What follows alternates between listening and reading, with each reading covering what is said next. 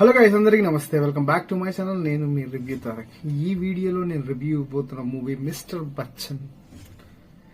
హరీష్ శంకర్ ఎప్పటి నుంచి అయితే బేసిక్ గా హరీష్ శంకర్ సినిమాలు అట్టర్ ఫ్లాప్ అయితే నాకు తెలిసినప్పుడే ఇలాంటి జబర్దస్త్ షో లాంటి క్రియేట్ చేస్తాడనమాట, సినిమాకు ముందు హైప్ పెంచడానికి.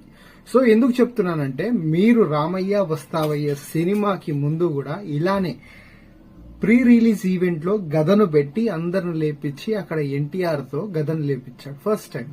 అది అట్టర్ ఫ్లాప్. దాంతో పాటు అక్కడ ఉన్న ఎన్టీఆర్ తో కొన్ని స్టిల్స్ ఉంటాయి కదా, వర్కింగ్ స్టిల్స్ చేసేటప్పుడు నవ్వేది అవి. మీరు ప్రీవియస్ ఏదైనా రామయ్య వస్తావా అని నేను చెప్పినట్టు ఉండకపోతే మీరు చూడండి. దాని వర్కింగ్ స్టిల్స్ అది అట్టర్ ఫ్లాప్ గా నిలిచింది. ఎప్పుడైతే మిస్టర్ బచ్చన్ కి ప్రీ రిలీజ్ ఈవెంట్ ఏదైతే పెట్టాడో, దాంతో పాటు దాంట్లో అందరిని సత్యాన్ని గాని జబర్దస్త్ ఆర్టిస్ట్ అని గాని చేపించాడు.